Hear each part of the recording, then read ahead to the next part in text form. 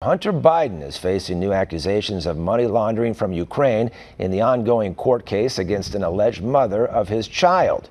New filing with an Arkansas court shows Hunter Biden may be in the middle of several criminal probes related to alleged corruption and money laundering from Ukraine to the U.S. The claim was filed Monday by Florida-based investigative firm DNA Investigations as part of Biden's lawsuit against the alleged mother of his child and former Washington stripper, London Alexis Roberts. Documents show Biden may have earned up to $156 million in proceeds of Ukraine corruption between March 2014 and December 2015. DNA Investigations says Biden is subject to at least one criminal case, which may also involve his associates Devon Archer and Christopher Hines.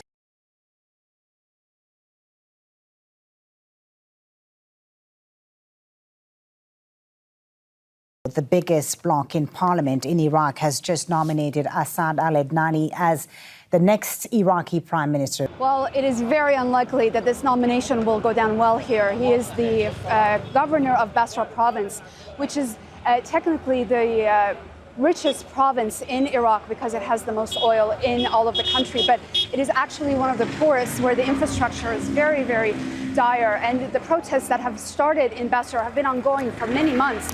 This governor has been accused of not only corruption, but also not paying enough attention to try and remedy the situation in his own province. He is educated in Basra himself. He comes from one of the largest tribes in that province. His nomination is seen as, again, an influence by Iran in this country because he's been nominated by one of the biggest blocs in the parliament.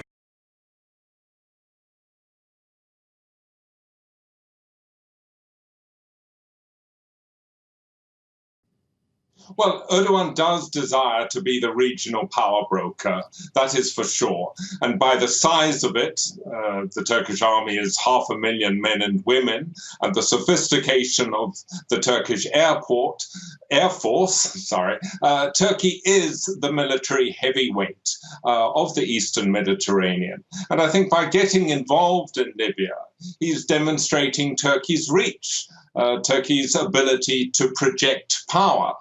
And to his voters, who at best number up to half the electorate, this will have a certain nationalistic appeal.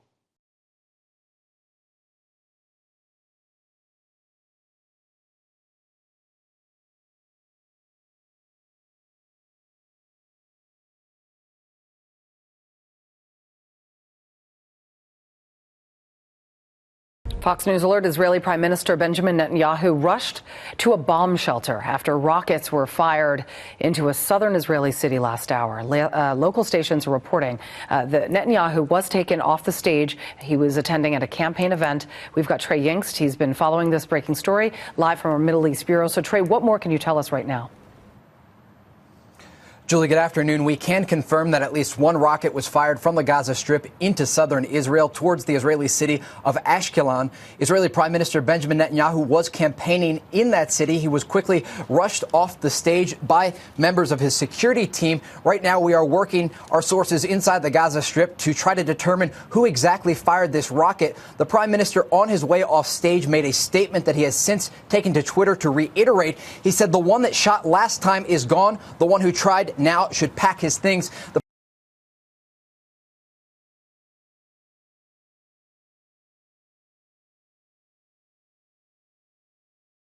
Toxic smog hangs over Tehran. Schools and kindergartens have been closed for a week. Children and people with respiratory problems have been told to stay indoors. Tehran sits at a high altitude and is surrounded by a mountain range which can trap polluted air. The government says it's investing millions of dollars to reduce pollution, but many here believe it's the quality of fuel in vehicles that's causing the problem.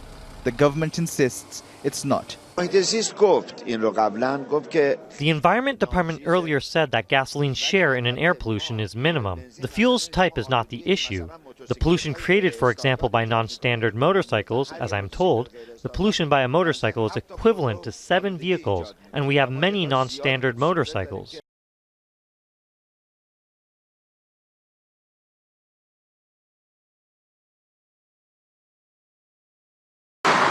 a neighbourhood wiped out by a wildfire that tore down from the hills of Valparaiso on Christmas Eve. The port town is renowned for its colourful wooden houses. All that's left is charcoal.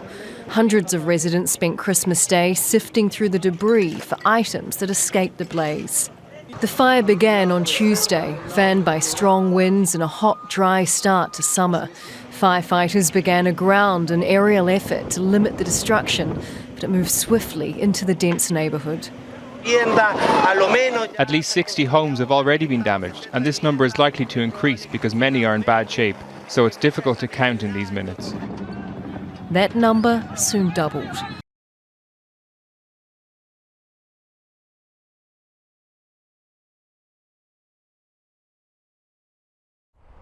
Bethlehem is no little town these days, and it lies now at the heart of a land of conflict and stalemate, intolerance and division. Israel's separation wall runs right through it, but beyond the wall the Christmas story lives on. For Christians, this is where it all began.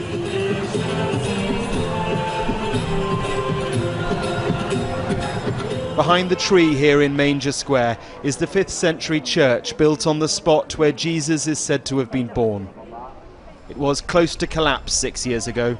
Today, this Christmas, a small restoration team have almost completed their work.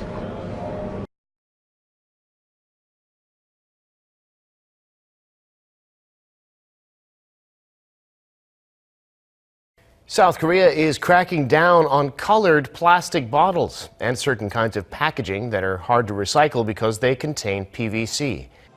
On Wednesday, South Korea's Ministry of Environment enacted new regulations on plastic to boost resource circulation and help protect the environment.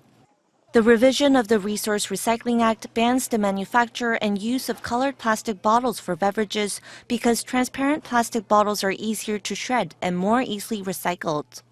Those already stocked in stores can be sold, but no more after that. PVC packaging, which is commonly used to wrap food and household products, is also banned in the same way. Plastic bottles will also be rated on a 4-grade scale depending on their recyclability, and companies will be taxed more depending on how difficult their products are to recycle.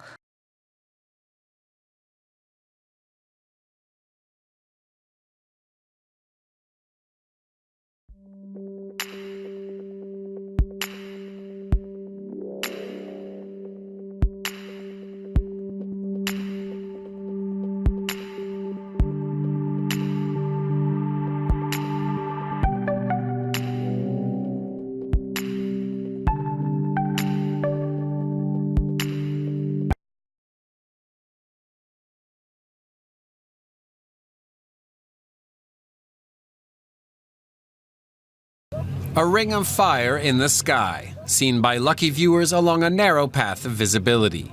In Saudi Arabia, sun chasers from around the world started preparing in darkness. More sun watchers traveled to a remote desert area of Abu Dhabi for the best view. As the path of visibility moved eastward, people in western Indonesia set up gear to watch and to record.